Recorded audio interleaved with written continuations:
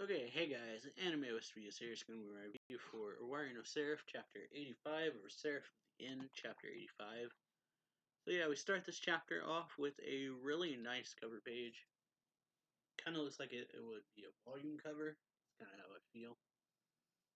Where we've got pretty much everyone who's kind of central to this arc, or central to this battle, I guess. We've got Yu in the front, Mika behind him, Shinoa kind of hovering over everyone in the middle, Gurren and Mahiru on this side and Shinra on the other side, Shinya on the other side. And so yeah, it's a really nice looking cover page. So to get into the chapter, we started off with the first getting sealed. He's kind of like nonchalant about it. He's just like, oh dear, I could break out of this, but my vessel would break if I do that, so you can sail me for now, fine. And Gurren's just like, how about you make it an eternity? He laughs, and then Shinoa drops, and they catch her. She's able to see Mahiru because of everything that's going on currently, just like how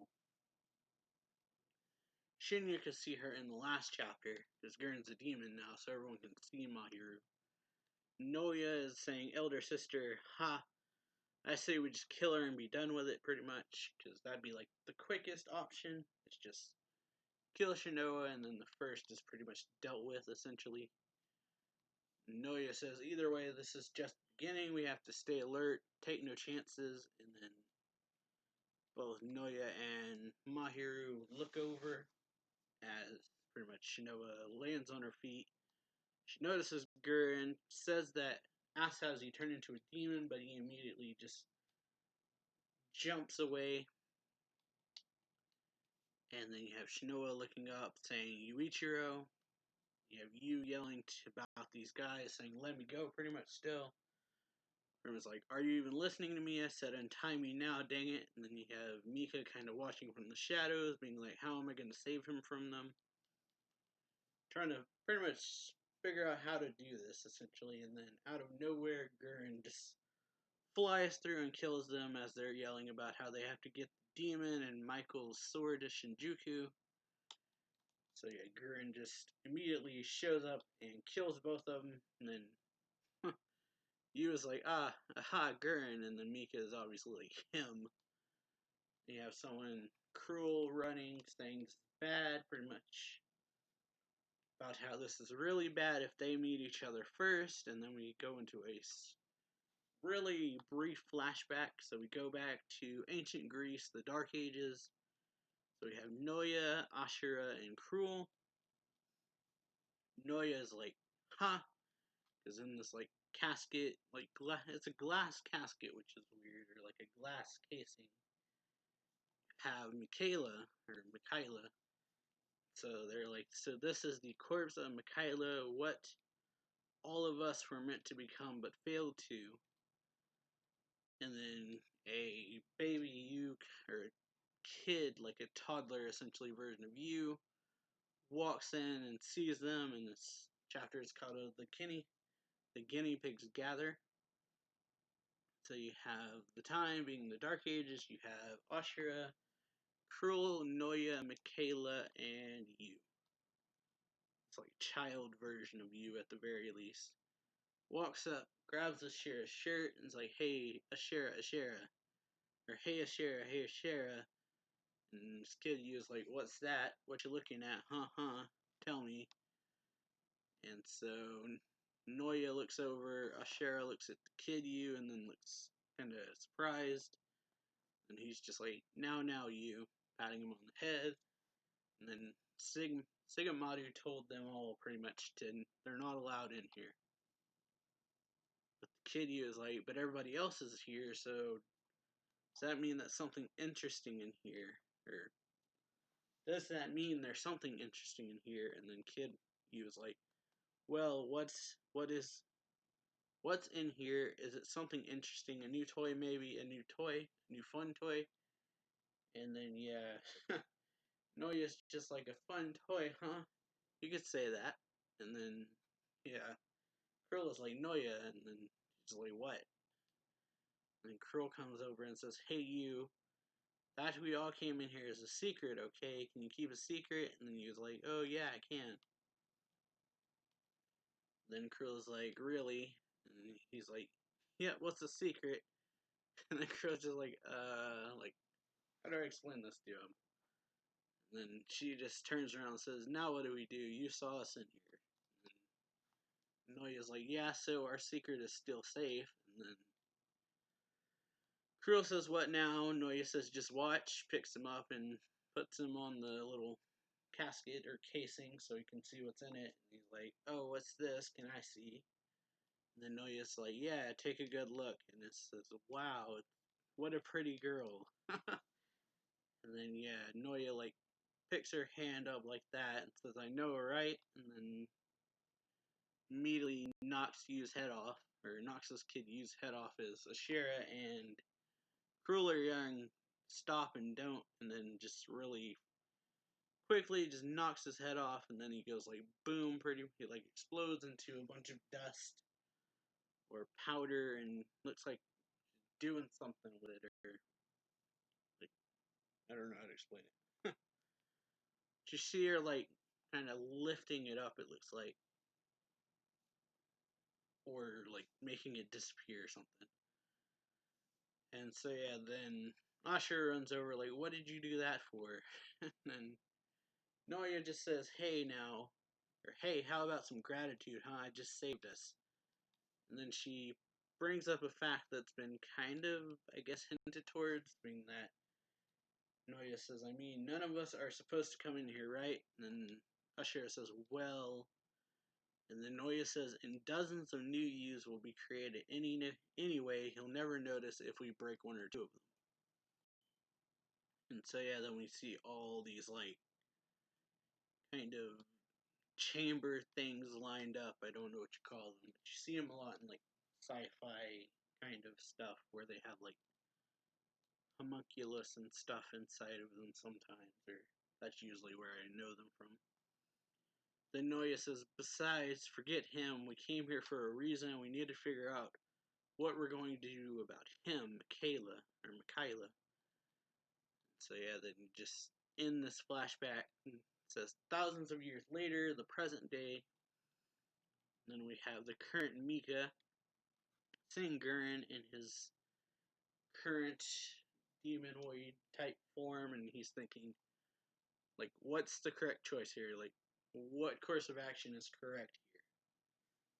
Because he wants to save you, but I guess he probably obviously thinks Flash Andor knows that he's not going to beat Gurren currently. So it's just like, what's the right choice? Do I play it stealthily, or do I just rush out there and confront them? And so yeah, then Yu goes like, aha, hey Gurren, could you cut me loose? Then Yu notices the horn, says, huh, horns, what'd you do? Turn into a demon again? And Gurren's just like, don't worry about it. But Yu's just like, but they're horns, I'm kinda going to worry. And so Yu asks him if he's alright, and Gurren says, good question. He's like, but, and then Gurren seems to like pick his hand up or something, and he's like talking about how he can feel his strength seeping away, and something called the life absorption barrier must be reaching the end of its efficiency. So then we go back to Shinya and Gurren's comrades, pretty much with the chains in them. And so the chains disappear pretty much, and it's like, woo. Or, I forget her name, I think her name is Mito, says, woo, the chains are gone. So Yuri and the teacher lady, I've forgotten her name. I know Ghost, Shinya, and Mito, and Sayuri. Those are the ones I remember at the moment. Ghost is saying it's frequently quiet outside. Where'd Gurren run off to? And Shinya pretty much deduces already what Gurren is trying to do, and so he's like, that idiot thinks he can save the whole damn world by himself again. And then they're just like, can everybody move? Good, we have to go after Gurren, and you see his like hand trembling as he's looking at it, saying, time's running out. I have to finish this up while I still have the power. And then he was like, okay then, but could you hurry up and cut me loose? And Gurn's like, no, stay like that for now. And then like something wraps around his mouth again, so he can't talk anymore. And then Mika's like, I knew he was the enemy, but do I have the power to save you? And then Mahiru appears behind Mika saying, nope, it's way beyond you. And then he looks back and he slashes at her and she blocks with her slash. They slash at each other, and so yeah. She's just kind of goading him, being like, oh, you're fast, but you're cruel as a vampire, so no wonder, I guess. And then he's like, who are you? Of course, Mahiru, being herself, is kind of aloof about her answer. She tells him who she is, but it's like really kind of over the top, saying, what, me? I'm everybody's favorite, lovely idol, Mahiru. But then she says, oh, right. Right now isn't the time. I have to hurry and overwhelm you while the life absorption barrier is still up. And then she like lunges for it, saying "Okay."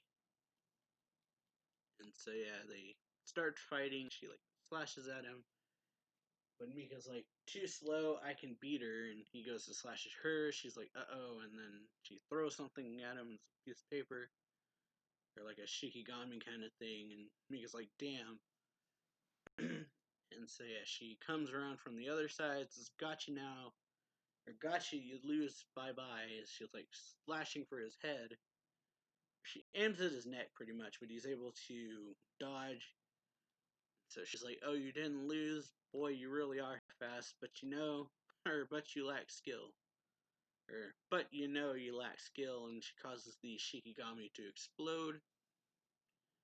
And so yeah, Mika has to block, and then she's like sending them one after another, causing them to constantly explode behind him. Cause like the first one was like in front of him, I think, where he could see it, and then the next, yeah, it's like beside him, and then the next one's like right by his head. So she makes it explode, and then you just see her like, yeah, or saying explode, explode, explode, and then laughing as there's like all these explosions all over the place, and then Mika's like, damn it. As he jumps off the building because he's like, forget her, I have to save you. And then Mahiru's like, yes, that's it, run off and save little you, which is weird to me because I don't know where their motives are now. So Noya kind of gets its body back, it's not all dark anymore, or she is not all like dark, like the darkness was over her before, but now she's, or he, whichever one it is, gets like more of the barrier, kind of like the energy like hits her slash him, and then you see like the skin color kind of come back to where they look like a person now rather than just this dark figure. And then she's like, the outside air tastes so good because she's like stretching. She has like a physical body now, basically. And then Noya goes, or like notices you, and it's like, whoa, hey, what's this? First time I've seen a fully grown up you. Did Sigma finally get the whole human creation thing to work? And then you is like, And so yeah, and she's just like, don't you me? Well, it's not like I'm here for you, because she is here for Ashera, apparently. Because she says, Ashera, so this is where you ran off to. It's about time I found you. And then Mika comes over and cuts the bindings that are holding you down, and so you yell, sword to me. And then we got the final page of the chapter, which is that you see, like, Ashera flying to you, you holding him, and Mika beside him, and it's pretty much the last dialogue of the chapter is Noya going, whoa, whoa, don't, or whoa, whoa, and Mika, don't tell me he succeeded at one of those too. So yeah, this chapter is pretty interesting to me because clearly there's more going on here, because Sigma just kind of, or Shikima Doji just gave up really, really easily at the start. Just like, because of the fact that if he resisted, like, he has the power to break out of it, but he doesn't want to destroy Shinoa currently because he's like, I could get out of this, but I'd risk breaking the vessel I currently have, so you can just seal me away for now. And there's a lot of these, like, talk. The way Noya and them talk is like there's more going on here. Gurren is clearly running out of time because whatever this demonification type thing that he has done is clearly on a kind of time limit from the sound of it, because of the fact that the way he's talking, pretty much saying like the life absorption barrier is going to run out soon. So I'm kind of curious as to what happens when it does, because you see like him looking at his hand and his hand is shaking. But Mahir seemed to have let Mika go to save you, so it's kind of like, why would she do that? Unless there's a reason for it. She's like, yes, that's it. Run off and save little you. Like, she wants Mika to do that. But Gurren is trying to hold, or Gurren seemingly is holding you where he is at so that he doesn't escape, but Mahir seems to want you to escape, so it's weird. There's also Cruel, who's still on her way here because she was really far away, and she doesn't want any of them to meet, really, or says something along those lines like, those two should not meet, or something. So I'm assuming she's talking about you and Noya, probably.